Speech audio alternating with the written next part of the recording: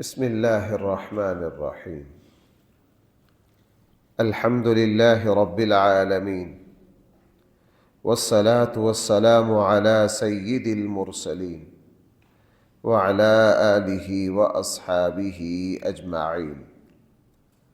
أما بعد، فأعوذ بالله من الشيطان الرجيم. بسم الله الرحمن الرحيم.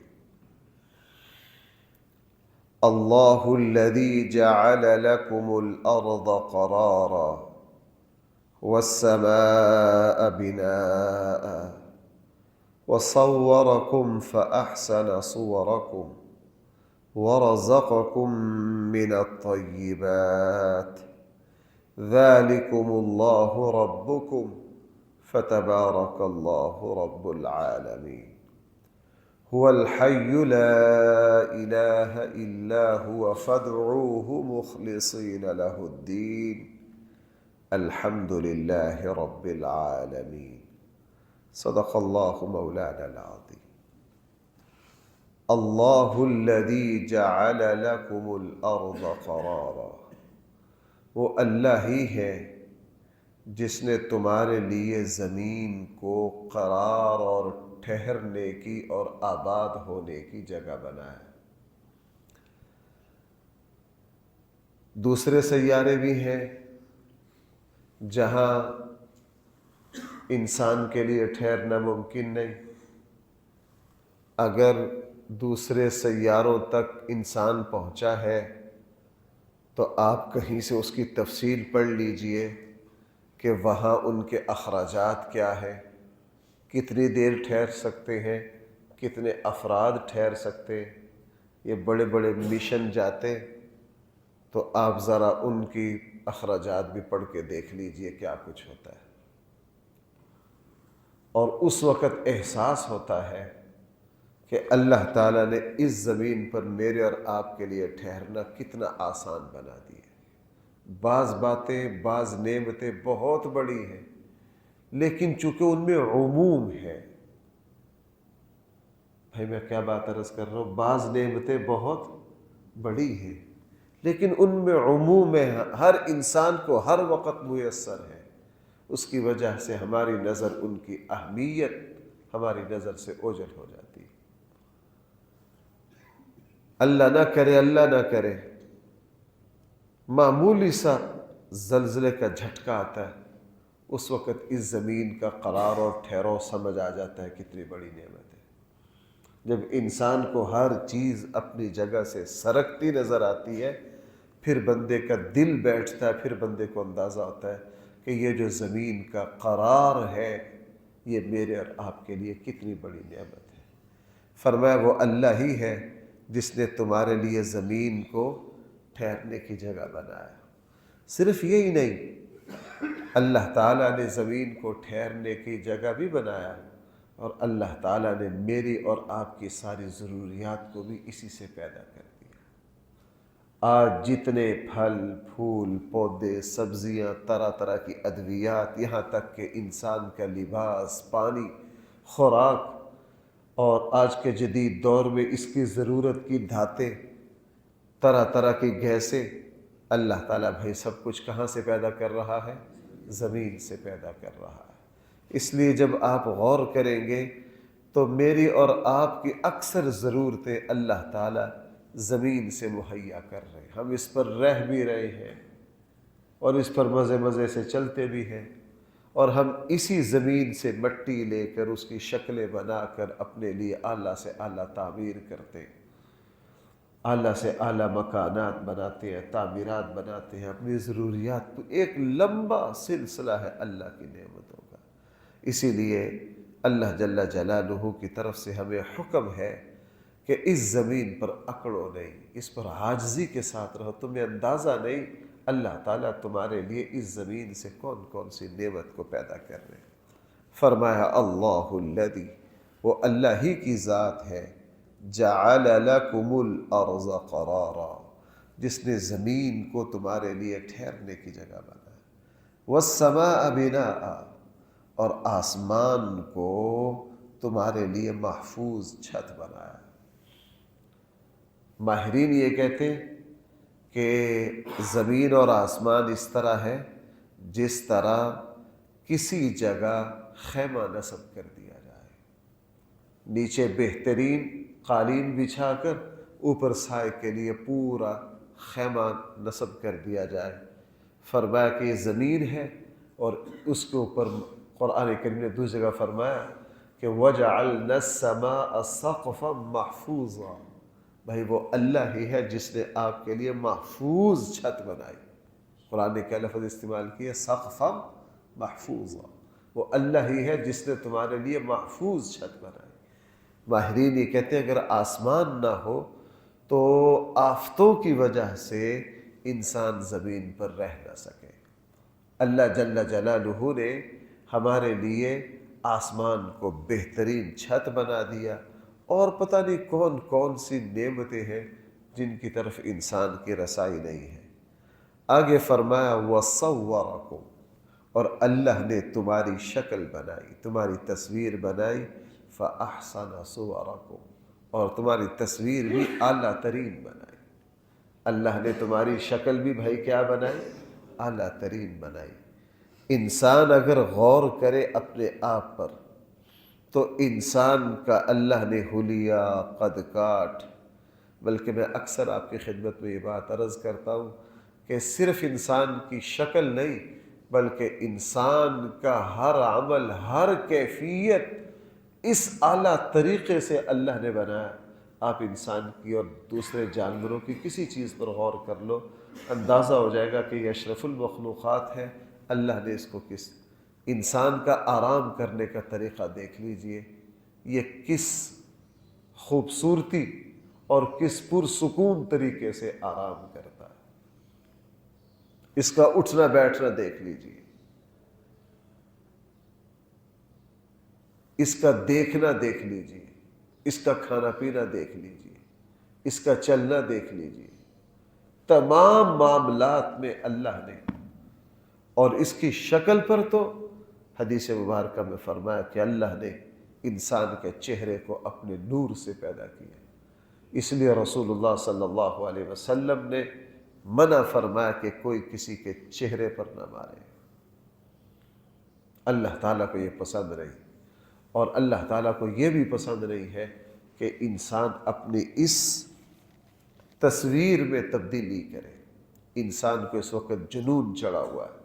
آپ جائیے یورپ کی چیزوں کا تھوڑا سا مطالعہ کیجیے، ان کو اپنی شکل پر اعتراض ہے، اپنی رنگت پر اعتراض ہے، اور ایسی ایسی واہیات سننے میں آتی کہ بندہ یقین نہیں کر پاتا۔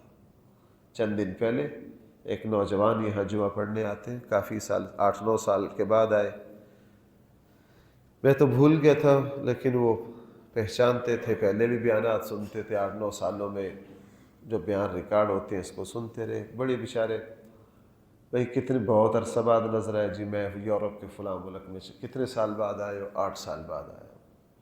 اب اس نے پڑھا لکھا عجیب عجیب تفصیلات بتائیں جن کو بندہ بیان بھی نہیں کر سکتا، کہ انسان کو کیا ہو گیا اپنی رنگتوں پر اعتراض پر۔ جو کالے ہیں وہ گورے ہونے کے چکروں میں، جو گورے ہیں وہ کالے ہونے کے چکروں میں، اور اپنے دن رات اپنے جسموں کو گوندتے ہیں، جسم کے اوپر پتہ نہیں کیا کیا چیزیں بنواتے ہیں۔ تو اللہ تعالیٰ نے وَصَوَّرَكُمْ، یہاں صرف اتنا نہیں کہا کہ اللہ نے تمہاری شکل بنائی، آگے الفاظ ہے فَأَحْسَنَ صُوَرَكُمْ، احسن کا لفظ ہے، اور تمہاری تصویر کو کیا بنایا؟ اعلیٰ ترین بنایا، اعلیٰ ترین بنایا۔ اس لیے چہرے کی تبدیلی، جسم کو گوندنا، اللہ تعالیٰ کو یہ چیزیں پسند نہیں ہیں، یہ چیزیں پسند نہیں ہیں، چونکہ اللہ تعالیٰ نے اس انسان کی شکل و صورت کو کمال تک پہنچا دیا ہے، اللہ کی کمال کی۔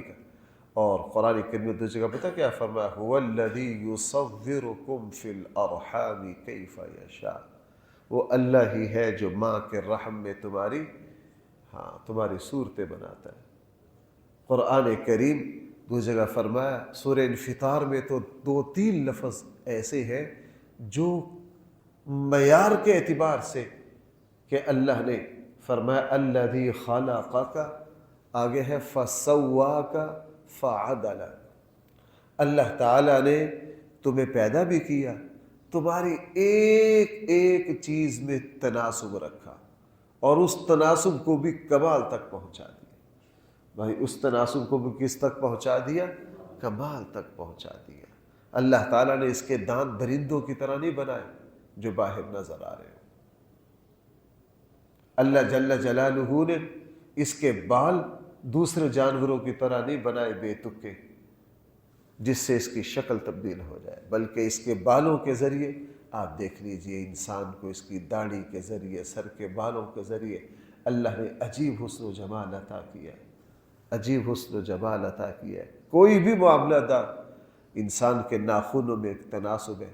اگر شیر کی طرح، درندوں کی طرح 3-3 انچ کے اس کے ناخن ہوتے تو یہ درندہ بن جاتا۔ اللہ جل جلالہ نے اس کے ناخنوں میں ایسی نفاست رکھی ہے۔ آپ انسان کی کسی چیز پر بھی غور کر لیجئے، کسی چیز پر بھی، ساری چیزیں کھانے کی طرف جھکتی، انسان باوقار طریقے سے پانی پیتا ہے، باوقار طریقے سے کھاتا ہے، اور دوسری چیزیں ان کا کھانے کا انداز حیوانیت لیے ہوئے ہے، اور انسان کے لیے کھانا یوں آتا جیسے کوئی بادشاہ ہو، اس اہتمام کے ساتھ آتا ہے۔ اس لیے قرآن کریم فرما رہا وَصَوَّرَكُمْ، ہم نے تمہاری تصویر، شکل بنائی، فَأَحْسَنَ صُوَرَكُمْ، اور کس کمال کی۔ آگے فرمایا وَرَزَقَكُمْ مِنَ الطَّيِّبَاتِ، اور ہم نے تمہیں پاکیزہ رزق دیا۔ بھائی ذرا الفاظ پہ غور کرنا، وَرَزَقَكُمْ کے بعد کیا ہے؟ مِنَ الطَّيِّبَاتِ، ہم نے صرف تمہیں رزق نہیں دیا، کیا دیا؟ پاکیزہ رزق۔ پاکیزگی دو طرح کی ہے، ایک ہے ظاہری، ایک ہے روحانی باطنی۔ ظاہر کے اعتبار سے بھی انسان کا رزق پاکیزہ ہے، بدبودار چیز یہ نہیں کھاتا، بیکار چیز یہ نہیں کھاتا، باقی جانور ہر چیز کھا لیتے۔ یہ پانی اس کو بہت نفیس پانی چاہیے، آپ یہاں دیکھیے بھینسیں پانی پی رہی ہوتی۔ ظاہر کے اعتبار سے بھی اس کا کھانا انتہائی صاف ستھرا، انتہائی نفیس، انتہائی پاکیزہ۔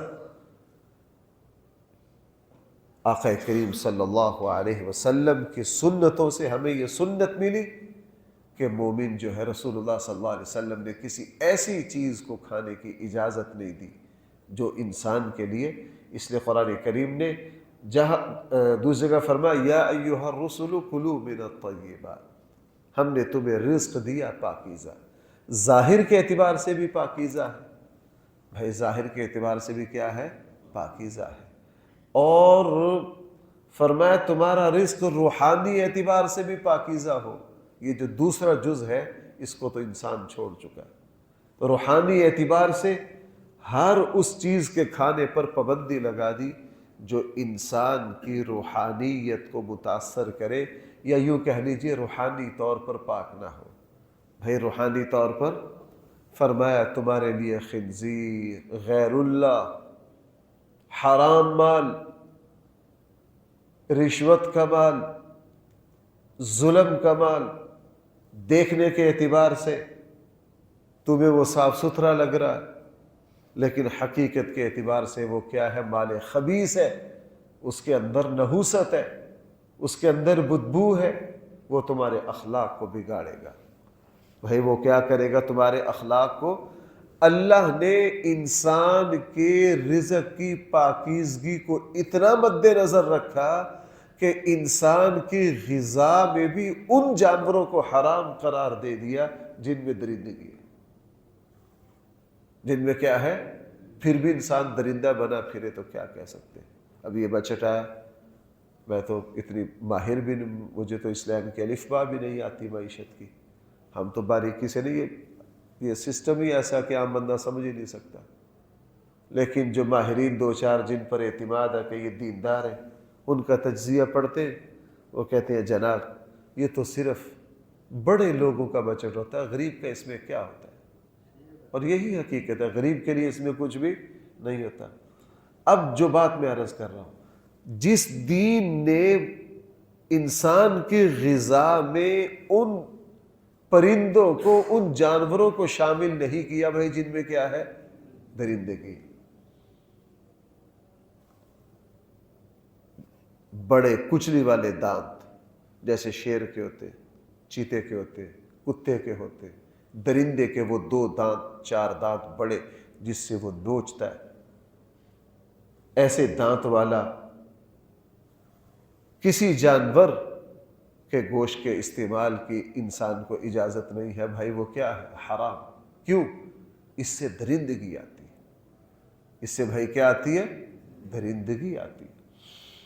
انسان کی غذا میں وہی جانور شامل ہیں جن میں درندگی نہیں ہے۔ کیوں؟ تاکہ اس کے اخلاق پر برا اثر نہ پڑے۔ جس شریعت نے ان جانوروں کو حرام قرار دے دیا جو درندے ہوں، تو اس دین میں حرام مال، ظلم کا مال، رشوت کا مال، بے ایمانی کا مال، 2 نمبری کا مال کتنا حرام ہوگا اس کا تصور نہیں کیا جا سکتا۔ اس لیے بھائیو، یہ جو الفاظ فرمایا نا، ہم نے تمہیں رزق دیا بھائی کون سا؟ پاکیزہ۔ ہم ظاہری پاکیزگی کا بڑا خیال کرتے ہیں، کرنا بھی چاہیے، لیکن ہماری روحانی پاکیزگی پر توجہ نہیں ہے، روحانی پاکیزگی پر توجہ نہیں ہے۔ رسول اللہ صلی اللہ علیہ وسلم نے بعض جگہ بطور معجزہ روحانی گندگی صحابہ اکرام کو دکھائی کہ نہ، اس کے اندر یہ نحوست ہے۔ ایک مثال لے لیجئے، رسول اللہ صلی اللہ علیہ وسلم ایک جگہ سے گزرے، قوم سمود کی بستیوں کے پاس سے گزرے، تو کیا فرمایا؟ یہاں سے جلدی سے گزر جاؤ، یہاں اللہ تعالیٰ کی طرف سے پانی میں، رزق میں، ہر چیز میں کیا ہے؟ نحوست ہے، نحوست ہے۔ سیدنا صدیق اکبر رضی اللہ عنہ، ان کے غلام دودھ لے آئے ایک دن، بغیر پوچھے پی لیا۔ پوچھا کدھر سے لائے؟ کہنے لگا زمانہ جاہلیت میں منتر پڑھتا تھا، وہ میں نے کسی کو منتر پڑھ کے دم کیا تھا، ان کو شفا ہو گئی، آج ادھر سے گزر ہوا، انہوں نے کہا یار یہ ہدیہ ہے آپ کے لیے، دودھ آپ کے لیے کیا ہے؟ وہ شرکیہ جو منتر پڑا تھا اس کے بدلے میں۔ اوہو، صدیق اکبر کانپ گئے کہ یہ مال جو ہے کبھی بھی پاکیزہ نہیں ہو سکتا۔ اس کو نکالا، غیر اللہ کا مال کبھی بھی پاکیزہ نہیں ہو سکتا۔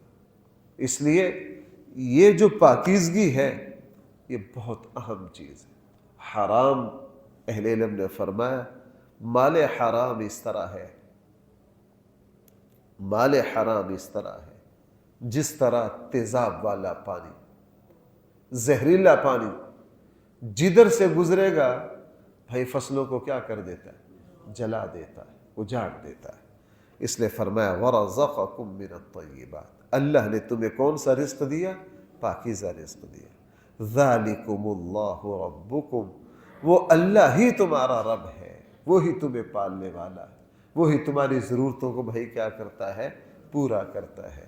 فَتَبَارَكَ اللَّهُ رَبُّ الْعَالَمِينَ، بابرکت ہے وہ اللہ جو سارے جہانوں کو پالتا ہے، بابرکت ہے۔ ساری برکتیں بھائی کس کی ہیں؟ اللہ نور السماوات والارض، زمین و آسمان کا نور اللہ ہے۔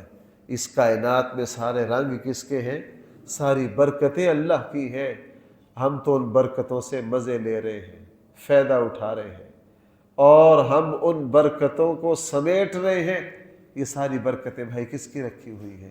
اللہ کی رکھی ہوئی ہیں۔ اور اللہ جب ان برکتوں کو ختم کر دے، زمینیں بنجر ہو جاتی ہیں، پانی چھن جاتے، ملی ہوئی نعمتیں بھائی کیا ہو جاتی ہے؟ بیکار اور ویران ہو جاتی ہے۔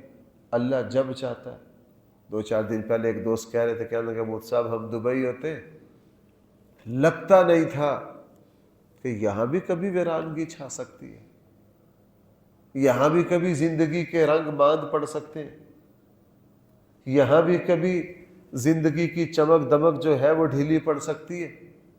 کہنے لگا وہاں تصور ہی نہیں تھا۔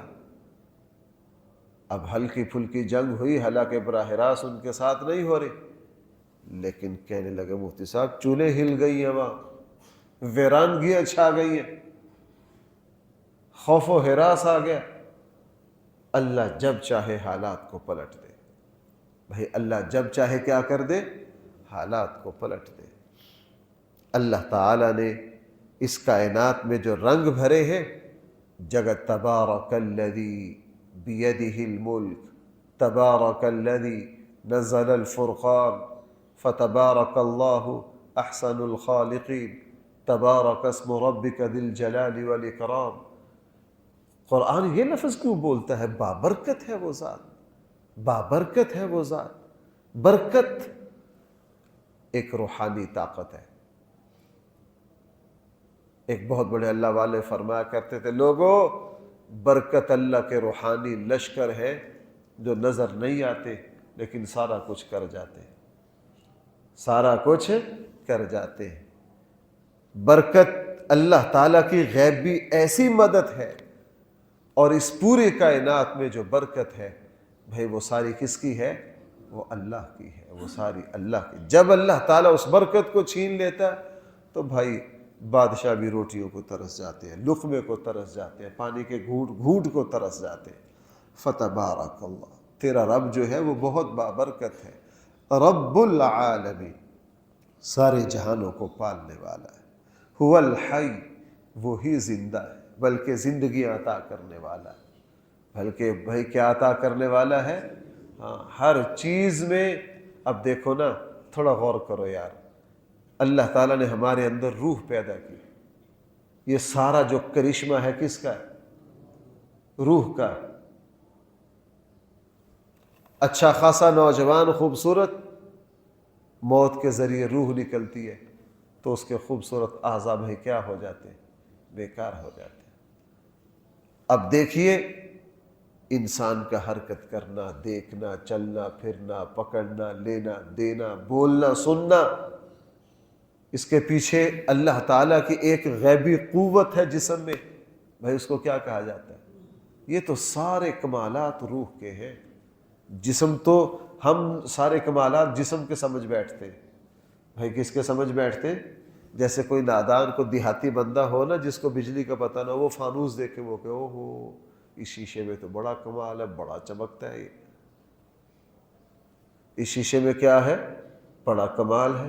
فانوس کو دیکھ کے کہہ دے یار بڑی چمک ہے، اس نے تو سارا حال روشن کر رکھا، خوبصورت بھی بڑا۔ وہ ابھی بیچارہ اس کی خوبصورتی پر غور ہی کر رہا تھا، آپ نے پیچھے سے بٹن بند کر دیا۔ بھئی آپ نے پیچھے سے کیا کر دیا؟ تو جب بٹن بند ہوا، کدھر گئی اس کی روشنی اور اس کا نور کدھر گیا؟ اس کو یہ کیا ہو گیا؟